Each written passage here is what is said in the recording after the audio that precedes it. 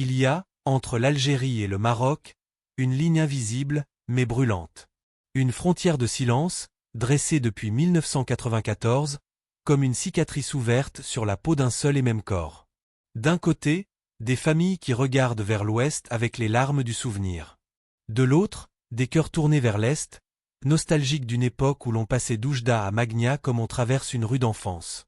Cette frontière n'est pas qu'un mur. Elle est un murmure d'amertume, une absence de poignée de main, un regard qui évite l'autre par peur de rouvrir les blessures. Et pourtant, ces deux peuples prient le même Dieu, parlent presque la même langue, portent les mêmes noms, mangent le même pain, pleurent les mêmes douleurs.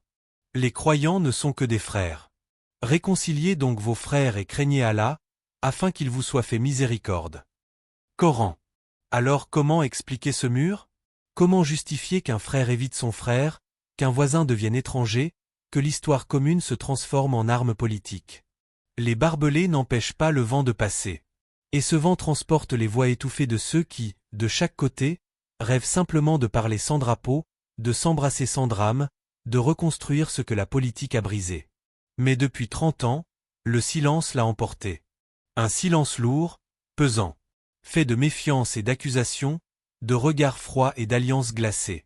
La douleur de la frontière n'est pas géographique. Elle est psychologique. Elle est humaine. Elle est spirituelle. Elle coupe non seulement les routes, mais aussi les cœurs.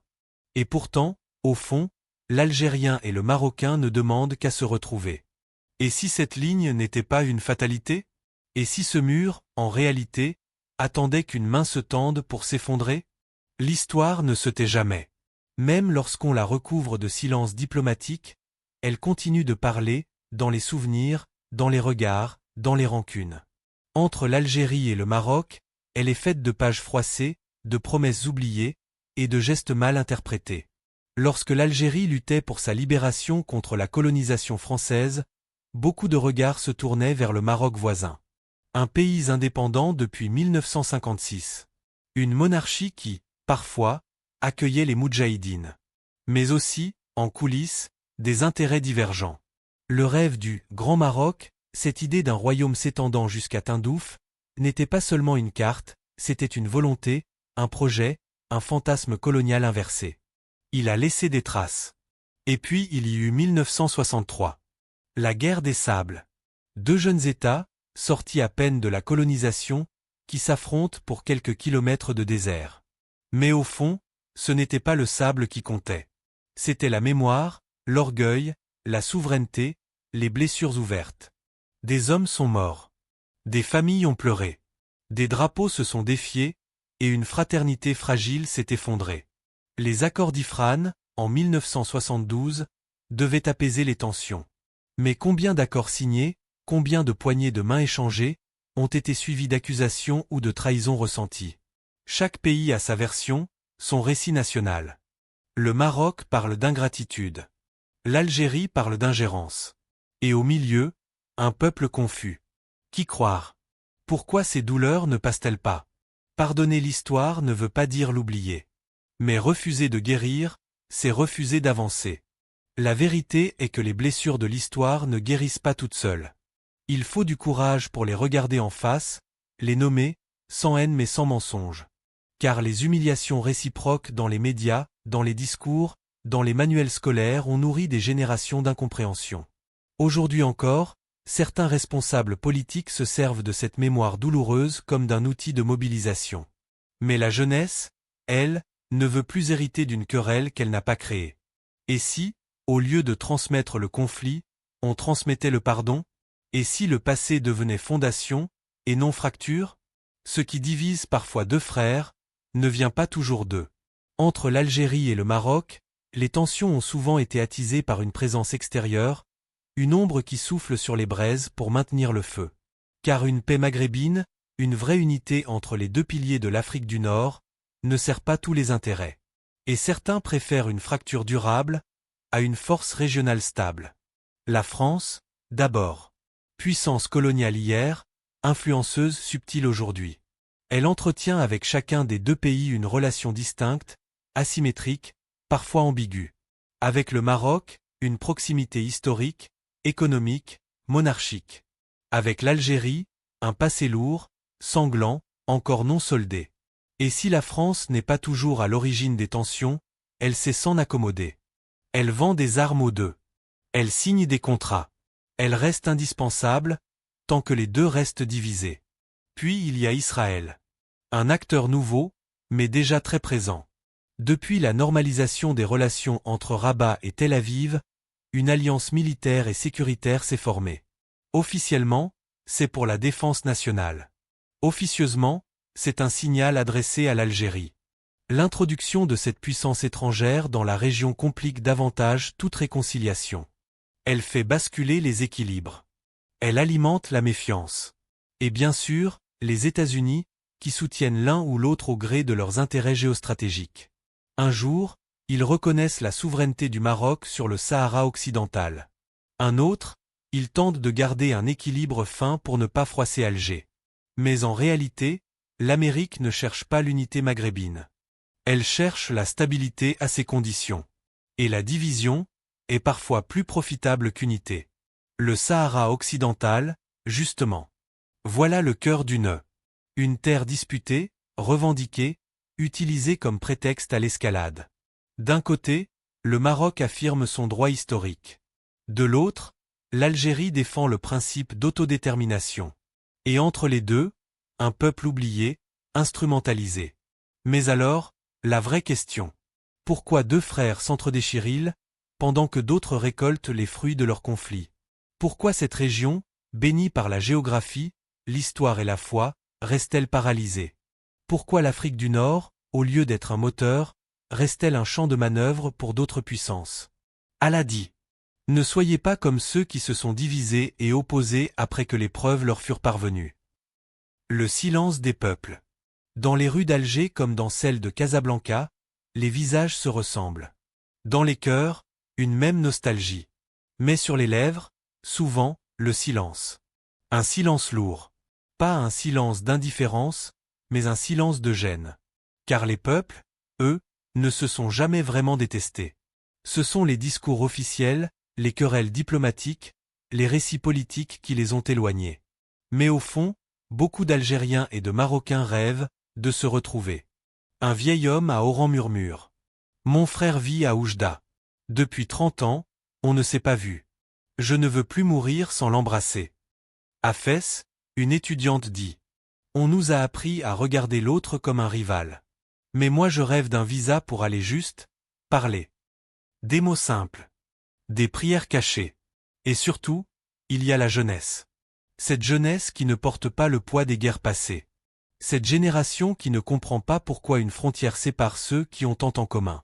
Sur Instagram, TikTok, YouTube, les ponts sont déjà là. Des Algériens qui dansent sur de la musique chabi marocaine.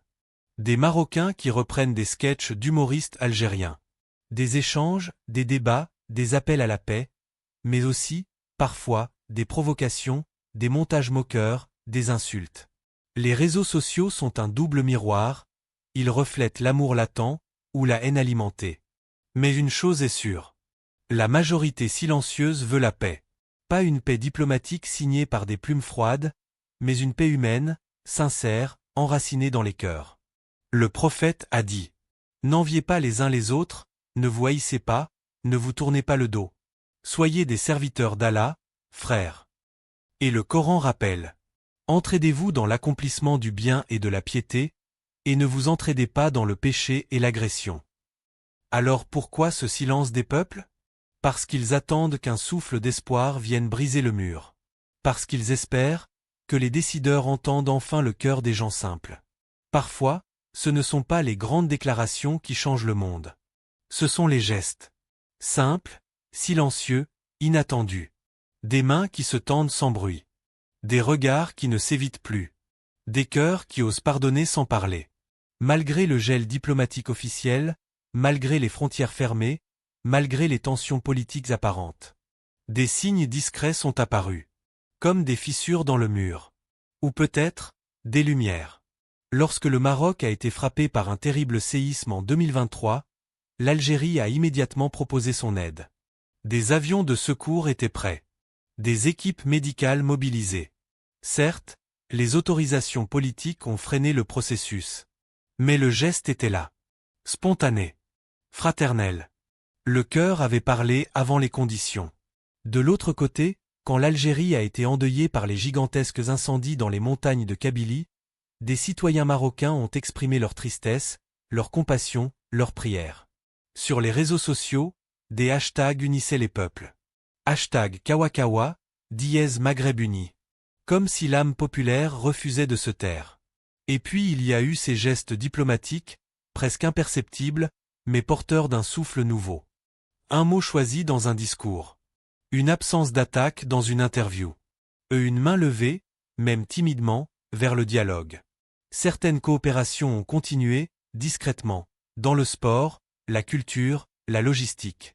Des intellectuels, des artistes, des chercheurs marocains et algériens ont continué à se rencontrer dans des espaces neutres. Non pas par naïveté, mais par conviction que l'unité vaut mieux que la vengeance. Il n'y aura peut-être pas de grands sommets médiatisés. Il n'y aura peut-être pas de signatures spectaculaires. Mais parfois, un seul geste peut bouleverser l'histoire. Le pardon, dans notre tradition spirituelle, ne vient jamais d'un calcul. Il vient d'une pureté d'intention. Il vient d'un cœur qui se soumet à Allah, et non à l'ego. Celui qui pardonne et réforme, sa récompense est auprès d'Allah. Coran. Et si la réconciliation ne venait pas d'un traité, mais d'un frère qui tend la main? D'un président qui ose un mot sincère? D'un peuple qui choisit l'amour plutôt que l'amertume? Et si c'était maintenant, ou jamais? Le monde bouge. L'Afrique s'éveille. Les alliances anciennes se fracturent, les puissances émergent, les peuples réclament leur place. Mais pendant que le monde avance, le Maghreb piétine. Deux nations puissantes par leur histoire, leur culture, leur peuple. Immobiles, face à un mur qu'elles n'ont jamais su abattre. L'Algérie et le Maroc sont à un croisement. Un moment fragile, mais décisif. La tension est là. Les discours sont durs, les gestes rares. Et derrière les mots, les silences deviennent inquiétants. Chacun se replie sur sa souveraineté, sur ses alliances, sur ses positions historiques. Mais plus le temps passe, plus les blessures deviennent chroniques. Et plus le fossé s'élargit. Certains signes sont préoccupants. Des alliances militaires avec des puissances extérieures. Des campagnes médiatiques hostiles. Des surenchères diplomatiques. Tout cela ne mène pas à la paix, mais à une guerre froide, lente, insidieuse. Peut-être pas de fusils, mais des manœuvres, des provocations, des sabotages invisibles. Une guerre indirecte, c'est pire parfois qu'une vraie guerre. Car elle s'installe dans les esprits, dans l'opinion publique, dans l'ADN des générations futures. Et si ce climat durait 10 ans, 20 ans, que restera-t-il de cette région? De ces peuples qui avaient tout pour réussir ensemble? De ce rêve maghrébin, chanté par tant de penseurs, de militants, d'anciens résistants? Il ne reste peut-être qu'une seule fenêtre. Un souffle d'intelligence politique. Une prise de conscience avant qu'il ne soit trop tard. Car l'histoire est impitoyable avec ceux qui ratent leur moment. Elle ne repasse pas. Elle avance, avec ou sans nous. Soit l'Algérie et le Maroc entreront dans l'histoire comme les bâtisseurs du renouveau. Soit ils resteront prisonniers du passé, enchaînés par les fantômes de leur douleur. Et Allah nous a donné le choix. Allah ne modifie point l'état d'un peuple, tant qu'il ne change pas ce qui est en eux-mêmes. Coran. Et si, justement, le moment était venu? Pas demain. Pas dans 10 ans. Maintenant. Et si ce mur qu'on croyait éternel, n'était qu'un rideau de peur, prêt à tomber au premier souffle de lucidité? Et si le Maghreb, au lieu d'être une plaie géopolitique, devenait une lumière pour le monde musulman, un modèle d'intelligence fraternelle? Imagine. Les frontières rouvertes. Les familles réunies. Les trains qui relient Alger à Marrakech. Les étudiants qui passent d'une université à l'autre. Les entrepreneurs qui bâtissent des projets conjoints, de Casablanca à Annaba. Les artistes qui créent ensemble. Les footballeurs qui jouent sous un drapeau commun du Maghreb uni, ne seraient-ce que pour un tournoi de paix. Imagine un pacte maghrébin. Ni fusion, ni domination. Mais un accord de respect, de coopération, de confiance. Un espace économique commun. Une coordination diplomatique. Une défense partagée. Et surtout, une conscience. Une conscience que l'union fait la force, non pas comme slogan, mais comme stratégie de survie dans un monde brutal. Car l'Afrique change. Le Sahel brûle. Le monde arabe saigne. L'Europe se replie. Et le Maghreb? Le Maghreb peut être ce trait d'union entre l'Afrique et le Moyen-Orient. Un cœur battant entre deux continents. Une parole de sagesse, dans un monde qui crie. Et si les peuples d'Algérie et du Maroc devenaient les pionniers d'une nouvelle conscience islamique, humaine, africaine? Et si cette région devenait une source d'inspiration, et non plus un champ de conflit? Cela ne dépend ni de Washington, ni de Paris, ni de Tel Aviv. Cela dépend d'une décision intérieure, d'un réveil. En vérité, ceux qui croient, accomplissent les bonnes œuvres et s'enjoignent mutuellement la vérité et la patience, voilà les vrais gagnants. Coran. Et si c'était maintenant que commence la réconciliation? Dans un mot. Dans un geste. Dans une vision.